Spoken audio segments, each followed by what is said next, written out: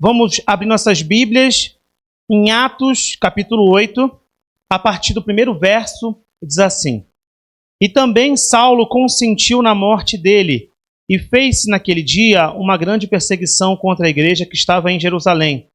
E todos foram dispersos pelas terras da Judéia e de Samaria, exceto os apóstolos.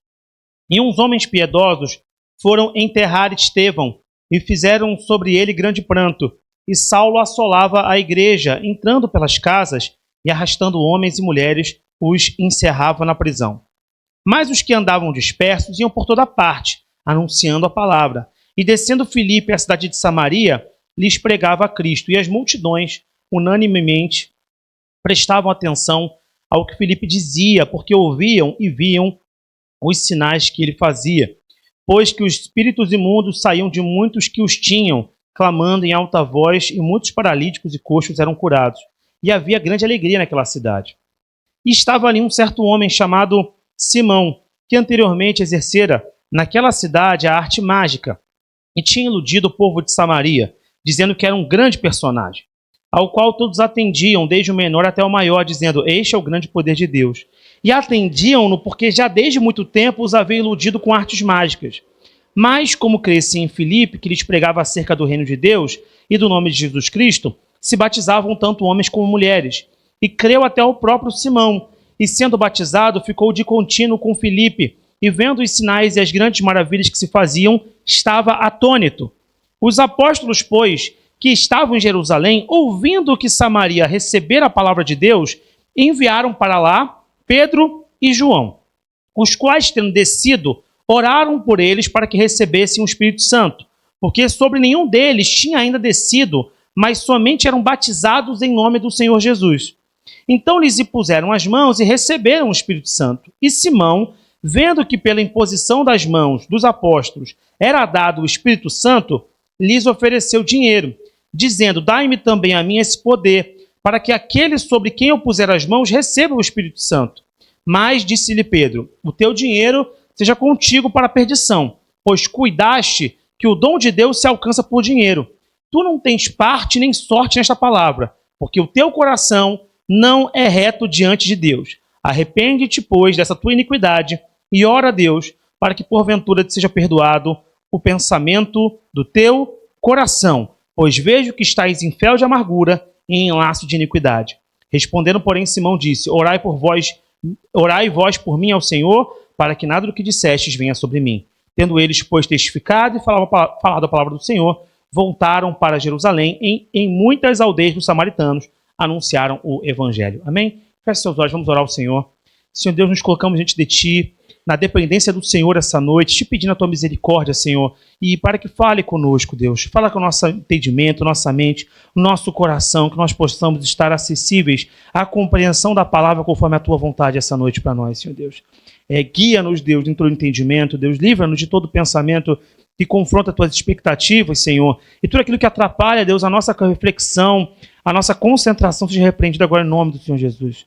Se alguém está com alguma dor, algum tipo de incômodo, Deus, que atrapalha nesse momento a compreensão da palavra, eu te peço, Deus, age de modo poderoso para que esses sinais acompanhem a palavra também, Deus. Para que haja cura no meio do teu povo e para que a tua palavra tenha total liberdade para agir sobre nós e a tua manifestação de poder seja uma realidade sobre a nossa igreja. É o que nós te pedimos e agradecemos. Em nome do Senhor Jesus. Amém. Amém? Pode se assentar. A gente tem diante de nós aqui um texto de Atos, que é um texto relativamente conhecido, porque Atos é um livro, melhor dizendo, muito falado, dada a circunstância do crescimento da igreja, né? E a igreja e o seu crescimento é muito apresentado justamente no livro de Atos. E aqui no livro de Atos, a gente tem, desde aquele momento em que Jesus orienta, né, que os discípulos se reúnam e orem sem cessar, até que lhes seja dado o Espírito Santo de Deus, aquele momento que eles têm uma experiência que é revelada, é descrita em Atos 2, e na sequência disso mostra-se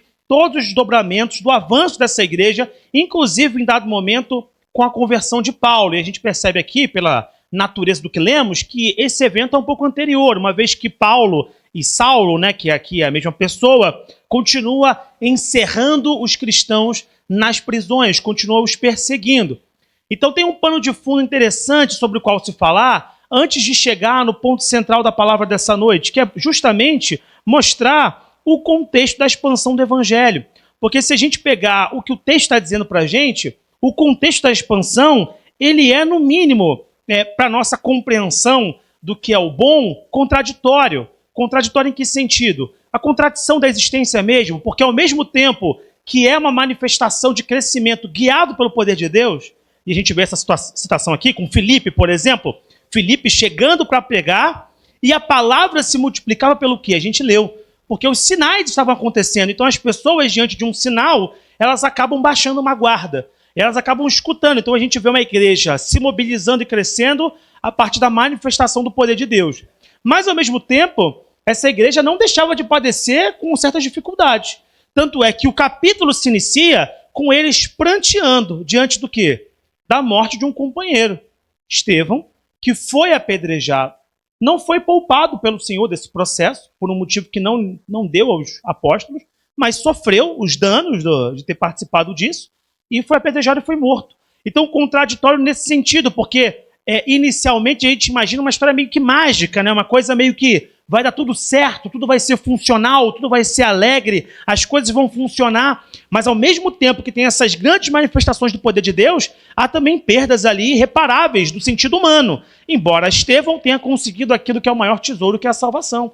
Ele mesmo vê a Cristo antes de partir e vai para o colo do Pai, né? Ele parte para seguir a sua vida eterna na morada celestial. Mas veja, note, isso é importante perceber, porque é fundamental que a gente tenha entendimento que a vida cristã não é tão suave, às vezes ela tem também os seus solavancos. E isso é importante para o nosso coração, sobretudo no nosso tempo, onde a lógica da igreja cada vez mais tem se tornado ser um espaço para a resolução dos seus problemas, como se todos os seus problemas fossem ser resolvidos pela instituição igreja, ou também como se Deus fosse dar conta de todas as questões para você, sem que você mesmo tivesse que lidar com elas em algum sentido. E não é verdade. Na verdade, nós lidamos com os problemas com a ajuda de Deus. Mas a maldade desse mundo, os conflitos, as doenças, as questões todas que podem nos afligir continuam sendo uma realidade. A maldade e a destruição desse mundo ainda são iminentes. E a gente tem que ter muita consciência disso. E a palavra não poupa essa compreensão. No entanto, não curiosamente, e a palavra sempre revela isso, Deus consegue extrair grandes questões a partir de destruições. Porque a morte de Estevão, na verdade, poderia ser um elemento paralisador. Se você pensar bem, diante da morte de um companheiro de uma maneira tão cruel como aquela, muitos deles poderiam falar, eu não sei se estou disposto a dar mais um passo, porque eu posso ser o próximo apedrejado. Mas como eles tinham plena convicção daquilo que eles criam, e isso é uma demonstração clara para a gente que Jesus ressuscitou, porque ninguém estaria disposto a morrer por uma causa que não acreditasse, eles decidiram continuar. Em algum sentido, portanto, o nosso coração é testado todos os dias, porque a nossa manutenção de fé diante das desgraças que às vezes acometem a sociedade e a nós, de algum modo direto ou indireto, nos colocam diante da pergunta que é, será que cremos de fato que Jesus ressuscitou? Porque se nós temos a mesma crença que os apóstolos tinham, diante das dores, ao invés de recuarmos, nós avançamos. Porque é isso que acontece aqui. Eles sofrem uma perda, eles estão sendo pressionados, estão sendo coagidos, mas, conforme cantamos, nunca abalados. Eles choraram a perda, sentiram o sofrimento, porque isso faz parte da experiência humana, mas eles prosseguiram para o alvo, buscando o prêmio da eternidade em Cristo, cumprindo o chamado à altura da dignidade que lhes foi conferida. E isso é uma lição para nós. Isso aqui já daria uma pregação, já seria a pregação aqui. Já seria o suficiente, mas eu não quero nem falar disso. Eu estou dando um pano de fundo do que está acontecendo para chegar no que eu quero falar essa noite. E aí passa um pouco mais adiante, eles se dispersando, eles seguindo à frente. A importância dos sinais fica evidenciada nesse texto, porque Filipe consegue espaço para pregar, porque os sinais acontecem. Na medida que eles acontecem, isso chama a atenção, como eu falei, a guarda baixa, as pessoas escutam, e de algum modo a palavra vai chegando num lugar onde inicialmente, talvez, alguns deles nem queriam estar, que era Samaria. Numa outra ocasião, numa pregação anterior, nós falamos da parábola do bom samaritano. E nós víamos ali que mesmo os judeus, tendo compreensão da Torá, eles entendiam que o seu próximo não era qualquer próximo, lembra disso? Era o próximo que de fato era semelhante a ele. Mas Jesus vai lá e usando, inclusive, como nós vimos ali, algumas indicações que existem em Levítico demonstram que o nosso estrangeiro também é o nosso próximo. Então, qualquer cidadão do mundo, qualquer indivíduo pode ser o nosso próximo, se nosso coração estiver inclinado a abençoar aquela pessoa. Então, qualquer um está ao alcance, portanto, para nós do nosso tempo, da ação do evangelho. Mas isso tinha que ser algo tratado no coração dos discípulos. Porque para eles, os samaritanos, veja, se está no coração deles, não é da noite para o dia que vai ser superado. Porque esse tipo de resistência não cai por meio de lei. Não é uma legislação que tira o ódio de alguém, né? Eu não posso chegar, imaginar, uma pessoa odeia a outra, e eu falo assim, eu vou baixar uma lei, fica tranquilo. Não odeia mais. E o cara, tô bem. Acabou. Não é assim, quer dizer, é uma coisa construída. E de algum modo, o evangelho chegar a Samaria é cura para os samaritanos, mas também é cura para os judeus. Porque de algum modo eles são obrigados a lidar com o diferente e encarar aquele diferente como alguém a quem Deus ama também. E a pregação chega em Samaria e começa a se multiplicar. E a notícia bate para quem? Para os apóstolos. Fala o seguinte, olha só, é preciso que vocês, não só entre os discípulos, mas para os apóstolos, para o núcleo central de Jerusalém, olha, é preciso que vocês venham aqui, para que eles sejam batizados com o Espírito, porque nós já os batizamos com água, mas eles precisam de um batismo com o Espírito. Esse trecho é um pouco polêmico em algum sentido doutrinário, porque ele abre uma divisão interpretativa.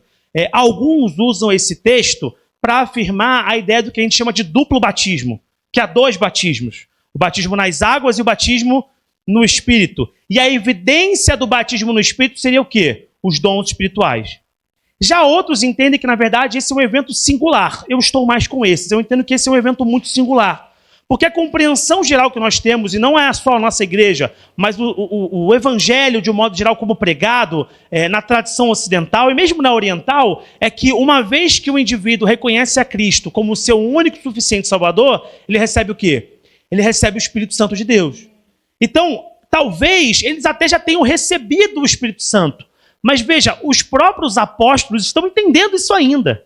Talvez eles nem entendessem, quero que você entenda isso. Talvez eles nem entendessem com tanta clareza que nós temos hoje que o Espírito Santo é a terceira pessoa da Trindade, que ele é Deus de Deus, percebe? Para nós está muito claro, mas eles estão aprendendo quem é esse Espírito Santo ainda. Então talvez na concepção deles, ter o Espírito Santo era sinônimo de quê? De manifestação. E como não houve nenhuma manifestação ainda, eles precisam ir para que se derrame o Espírito Santo. Então a gente tem essas duas possibilidades, ou o Espírito Santo já está com eles, mas dada a limitação de compreensão, eles precisam ver para crer, né? Então é uma coisa meio nesse sentido. Ou então, enfim, são dois batismos de fato. E aí, nesse caso, eu fico com a possibilidade de já terem o Espírito Santo, mas eles precisarem dessa manifestação. Eu ainda acho uma outra coisa a partir dessa interpretação, que eu acho que é um caso singular que Deus permite para que os judeus vejam os samaritanos se movimentando no Espírito Santo. Sabe aquela coisa? Porque se alguém conta, porque uma coisa é alguém te contar, não é? Outra coisa é você ver. A gente sempre fala isso. Fala assim, olha, me contaram tal coisa. Ah, mas contam muita coisa, né? Falam coisa demais por aí. Eu preciso ver para crer.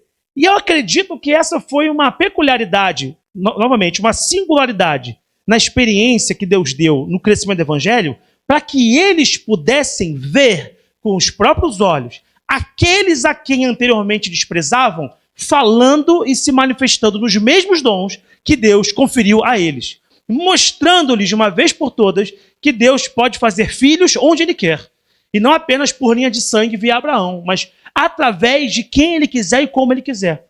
Então, por isso que eu creio que é um momento muito singular, uma experiência muito singular, que não dá para a gente uma margem doutrinária de falar que é um batismo e outro batismo, sabe? Eu acho que é uma coisa particular. Deus construiu dessa maneira para que eles pudessem ir lá e, ao orar com imposição de mãos, pedindo a manifestação de Deus, pedindo a presença de Deus, que é uma coisa que eu tenho insistido nisso, temos que sempre chamar quando vemos aos cultos, não apenas cantar, mas cantar pedindo que a presença dele se manifeste. Ele se manifesta, os samaritanos vivem uma coisa que nunca viveram e os apóstolos veem uma coisa que talvez nunca imaginavam que iriam ver quando começaram a seguir Jesus.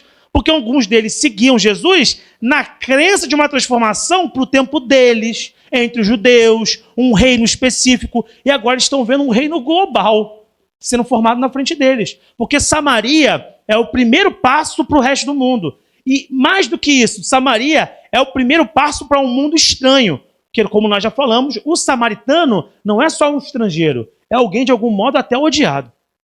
Então tem algo de muito forte nesse texto, de muito revelador, de como Deus se manifesta e como Ele quer usar os seus discípulos, como Ele quer usar os apóstolos e a quem Ele quer alcançar. Acredito que foi o pastor J. Bauman que falou recentemente, não sei se recentemente, mas ele voltou a publicar isso recentemente, foi ele de fato, que é impossível nós falarmos do amor de Deus e é impossível nós evangelizarmos a quem nós odiamos nos nossos corações. É impossível.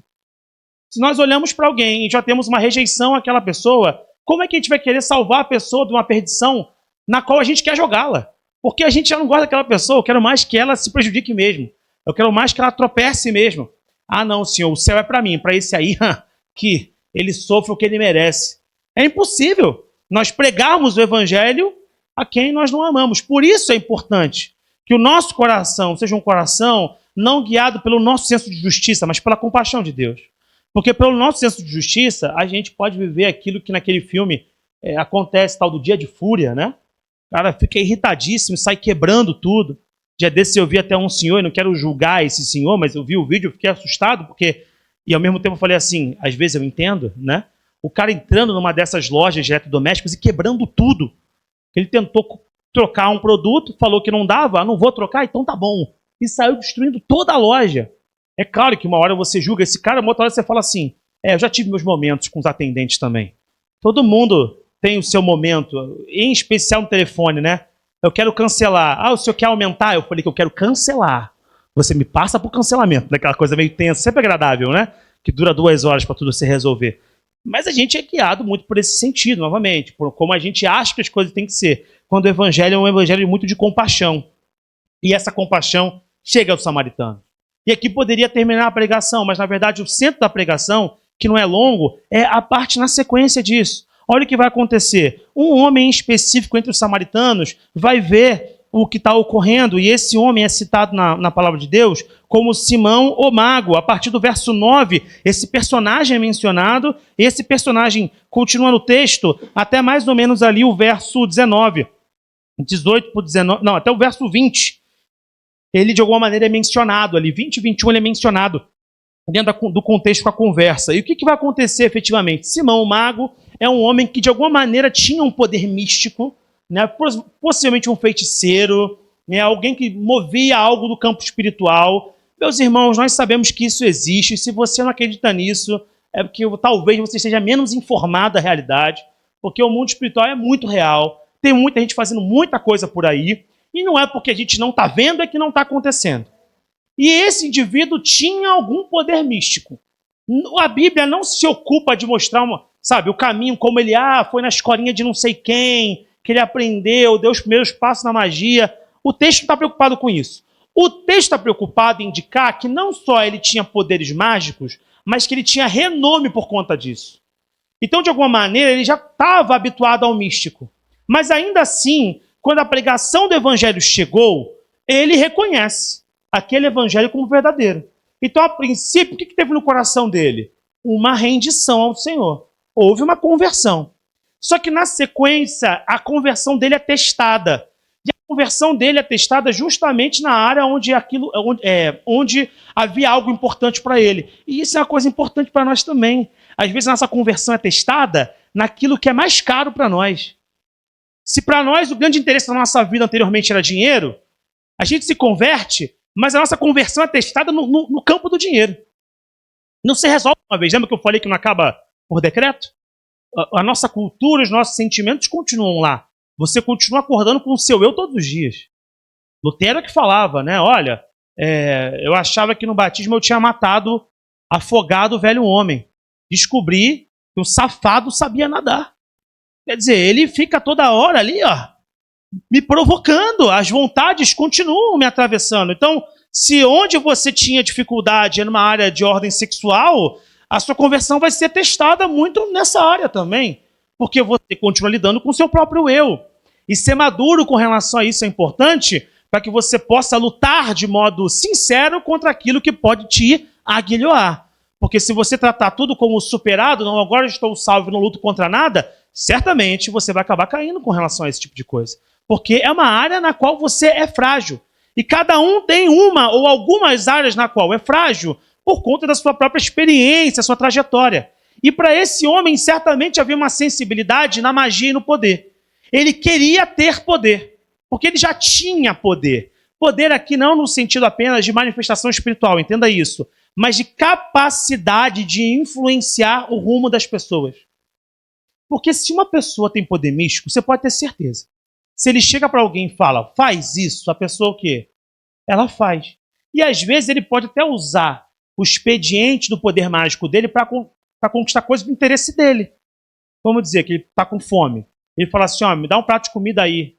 Ele nem fala por quê. Alguém toma? Não sei, vai que, né? Tem alguma coisa nesse fundo, percebe? Então ele pode usar, ele pode influenciar pessoas. E veja, ele se converte. Mas onde ele vai ser testado? Numa área que ele não tratou, que é nessa área do coração dele do poder. Ele vê os apóstolos orando com imposição de mãos e vê as pessoas convertidas de Samaria se manifestando nos dons. A palavra não deixa muito claro quais são os dons, mas a gente pode presumir. Talvez o dom de línguas, porque era um dom que é citado ali em Atos, dentro desse contexto, e talvez até outras coisas, maravilhas, sinais dos mais variados, curas, acontecendo em simultâneo aos olhos nus de todos. Quando ele vê isso, ele fala, eu quero isso para mim. Veja, note, o desejo dele, e aqui está o cerne da palavra dessa noite, o desejo dele é positivo. Vamos pensar bem aqui. Eu quero ter um poder da parte de Deus. Vamos ler só esse contexto, sem subtexto, amém? Só esse contexto. Eu quero ter poder da parte de Deus. Isso é bom? Isso é bom. Mas o que nós precisamos avaliar a todo momento? O subtexto. Qual é a intenção que me move a desejar aquilo que vem da parte de Deus? Porque às vezes a gente deseja coisas não pelos motivos que Deus gostaria que nós desejássemos. Você entendeu? Às vezes a gente deseja baseado em expectativas próprias e não nas expectativas que Deus tem para nós.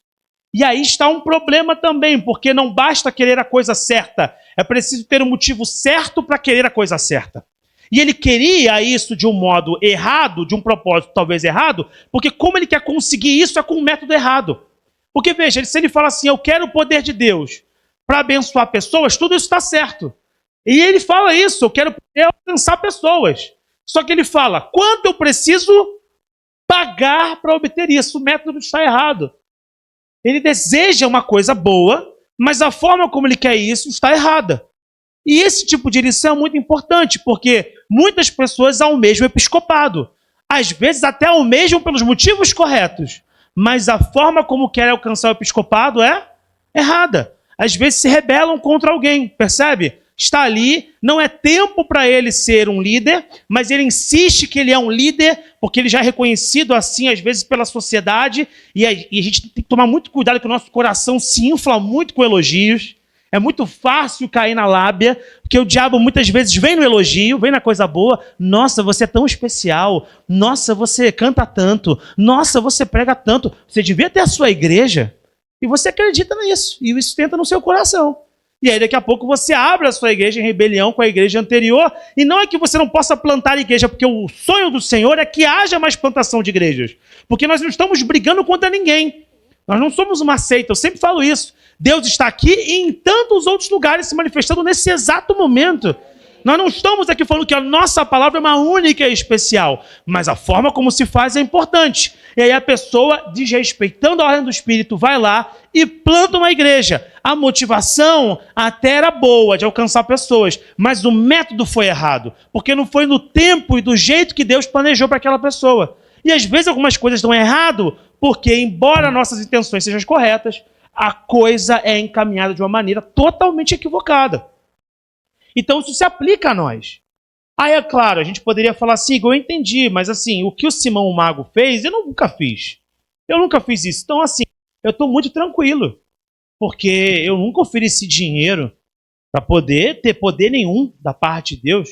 Nem acho isso correto, glória a Deus por isso, que bom, você não chega nesse nível da simonia, como a gente chama, virou um nome de um pecado, inclusive. Simonia é a tentativa de adquirir benefícios religiosos, vantagens, cargos e bênçãos divinas a partir do pagamento. Como se eu estivesse conseguindo, de alguma maneira, negociar com Deus os meus interesses particulares. É verdade, pode ser que não. Mas às vezes pode ser que no seu coração você fala assim, Senhor, se o Senhor não me responder nisso aqui, eu vou largar tudo. De alguma maneira, você está negociando com Deus. Você está dizendo para Deus o que Ele tem que fazer para você continuar o amando. Quer dizer que o seu amor por Ele é condicionado às circunstâncias que Ele lhe oferece. Isso é um problema também. Outro problema que a gente pode pegar derivado disso, às vezes, não é baseado em Deus apenas, mas é baseado em olhar para homens. E esse é um ponto importante. E é por isso que o nome dessa palavra, eu não citei antes, é intenções alinhadas ao coração de Deus. Porque não basta apenas ter os bons desejos e as boas intenções. Elas devem estar alinhadas à vontade de Deus. Às vezes, no nosso desejo de querer ser muito útil à obra de Deus e de ter poder da parte de Deus e aprender coisas de Deus, a gente começa a seguir pessoas que têm experiência com Deus. O problema é que às vezes a gente passa a substituir Deus por essas pessoas. E isso pode ser muito sutil. Vamos dar exemplos para você entender aqui. Pastor Pedro é o pastor aqui da igreja, pastor principal. Aí o pastor Pedro começa a ser usado por Deus de um modo específico numa área. Ele já é usado de várias maneiras, em oração, no gabinete, cura, blá, blá, blá, mas Deus começa a usá-lo de uma maneira específica no campo profético, de todas as possibilidades, dentro do campo profético de uma maneira específica, amém? E aí a gente começa a falar, caramba, que bênção, olha o que está acontecendo. E aí, sem perceber, daqui a pouco, a gente começa a seguir mais o pastor Pedro do que a Cristo. Então, assim, eu venho à igreja quando o pastor Pedro prega. Se o pastor Pedro pregar na outra igreja, eu sigo onde o pastor Pedro está. A minha relação com Deus é baseada em ouvir pregações do pastor Pedro e canções cantadas pelo pastor Pedro. O veículo da minha relação com Deus passou a ser o pastor Pedro. Jesus virou apenas um instrumento no contexto. Jesus deixou de ser o alvo da minha veneração e eu passei a basear toda a minha experiência espiritual, toda a minha espiritualidade em torno do pastor Pedro. Isso pode parecer uma coisa difícil de acontecer, mas não é. Basta você avaliar o seu coração e se nas vezes que você precisa receber uma palavra da parte de Deus, você abre a Bíblia ou o YouTube. Para pensar no seu coração. Todas as vezes você se sente acuado e você precisa de uma palavra da parte de Deus, o que você abre primeiro? A Bíblia ou o celular? Eu não quero que você responda, eu quero só que você pense consigo. É para você pensar mesmo. Porque gera incômodo, né? Mas é para isso mesmo. É para gerar um certo incômodo na gente, no nosso coração. Porque às vezes a gente acha que a resposta que Deus dá é a resposta que o profeta tem para dar. E às vezes, de fato, pode ser. Mas em dado momento, eu falo isso por experiência particular, numa certa ocasião, orando com a minha esposa, e eu brinco aqui, os irmãos sabem disso, que a Isabela também é movida no campo profético, e eu brinco, isso é uma brincadeira que eu falo que ela dá on. Ela liga do nada, aí eu já, deu on. É como eu brinco com ela, né? Ela começa a orar e eu já estou vendo que não é só ela que está conduzindo a oração mais. Porque ela começa a ganhar uma intensidade, a voz muda um pouco. Algumas ocasiões a gente já viu até a Isabela pulando muito mais alto do que ela pularia. Ela poderia ser meio de rede de vôlei, mas ela na vida real ela pula assim. Mas ali, saindo do chão, então ele está vendo que não é ela que está guiando todo o processo, né? Embora tenha toda a consciência, né, do que está acontecendo. E ela começou a orar, falar, e Deus começou a falar comigo através da vida dela. E aí começou a falar, e aí uma das coisas que foi nessa ocasião, foi naquele contexto da pandemia ainda, não exatamente no pior período da pandemia, mas naquele contexto confuso, sabe? Que a gente estava vivendo assim, estamos em pandemia ou não estamos, sabe? A gente estava em pandemia quando queria, sabe? Aquela coisa assim, não, hoje não posso sair, está em pandemia. Aí no dia seguinte, não, vou sair, já passou a pandemia, né? Aquela coisa confusa. E aí ela começou a orar, e aí Deus falou, e eu não tenho vergonha de falar isso, porque eu quero que você entenda que quem prega para você não é super-homem, é um ser humano, ok? Que tem debilidades também. E aí Deus falou através da Isabela o seguinte: por que você busca as perguntas e as respostas das perguntas que você tem em pessoas? Por que você não pergunta para mim? Porque você tem a resposta que você quer, essa resposta resolve por um pequeno período, você fica com paz, logo a angústia vem e você tem que voltar a perguntar e procurar nas pessoas as respostas para os seus incômodos. Por que você não pergunta para mim? Imagina a pancada. Estava na minha casa, senhor. Estava aqui na minha cama, pronto quase para dormir daqui a pouco. e eu tomo uma lambada dessa. Às vezes é necessário. Às vezes tem que ouvir coisas duras para que a vida melhore. Aquilo foi importante para mim. E, de fato, eu passei a perceber que em algumas ocasiões, quando eu ficava angustiado com alguma coisa que eu não sabia responder, a primeira coisa, aquilo me causava um desconforto tão grande que eu perdia a capacidade de raciocinar. E segundo, quando eu tinha que responder, eu procurava tudo que as pessoas que eu confiava não tinham a falar. Mas eu nunca perguntava para Deus o que ele tinha para dizer. E às vezes Deus também nem vai te dizer. Ele só vai te trazer paz. Sabe? Ele nem vai falar assim, olha, não tenho resposta para te dar, porque você nem tem condição de pegar essa resposta. Tem nem teto para isso. Mas confia em mim e toma a minha paz, porque quem dá a paz é o Senhor. E Ele vai dar a paz no nosso coração. E aquela experiência foi muito importante. Porque eu passei a perceber que, de fato, havia uma fragilidade na forma da minha construção de relacionamento com Deus. E, às vezes, isso pode estar acontecendo com você. Você está procurando mais ouvir as pessoas que você admira do que ouvir ao Senhor Jesus. Você está mais preocupado em assimilar os modos de ser de pessoas que você olha e acha interessantes e importantes, e de fato são importantes, e de fato podem te influenciar, não há nenhum problema nisso, mas você está levando isso a um nível maior, percebeu? Está indo mais do que deveria. Você está começando de modo mimético a copiar as pessoas, achando que o método delas é a solução, mas a forma como Jesus faz, ele faz com você no seu tempo. E você precisa, na verdade, portanto, se relacionar com ele, para que ele possa mover no seu coração as coisas que ele deseja fazer. Porque se você tiver a sua relação com Deus mediada por pessoas, seguindo pessoas e estando com a sua vida oscilando em emoções, baseado no quanto você acompanha e recebe dessas pessoas, quando essas pessoas partirem, porque em algum momento elas vão partir, porque o fim dessa vida, né, se não houver o arrebatamento, é a morte, você ficará sentindo órfão de Deus, porque você não aprendeu a se comunicar com Deus, você aprendeu a se comunicar com homens, que são homens de Deus, mas você está sendo guiado pelos resultados que eles trazem, e não por aquilo que Deus quer fazer no seu coração. Você percebe isso? E não é difícil cair nesse lugar, né? Não é difícil. Aliás, é bem fácil cair nesse lugar. Basta a gente relaxar. Se a gente relaxa, a gente cai nesse lugar. Então, às vezes, para nós, não é como Simão o Mago. Não é uma questão de método baseado na compra. Às vezes, o método é acompanhar uma ou outra pessoa e aquela pessoa virar um ícone para a gente e daqui a pouco a gente está ouvindo só essa pessoa e não está abrindo mais a Bíblia. A gente escuta a Bíblia traduzida sempre pela boca de alguém e nunca pela boca do Espírito. Nunca pelo que o Espírito quer falar. A gente quer uma oração, a gente não dobra mais o joelho. A gente fala, eu vou ligar para aquela pessoa, porque quando ela ora, algo acontece. Sendo que o Espírito está gritando no seu coração. Quem intercede sou eu. Quem fala com gemidos inexprimíveis sou eu. E quem guia aquele profeta também sou eu. É o Espírito Santo que tem que ser o alvo da nossa admiração.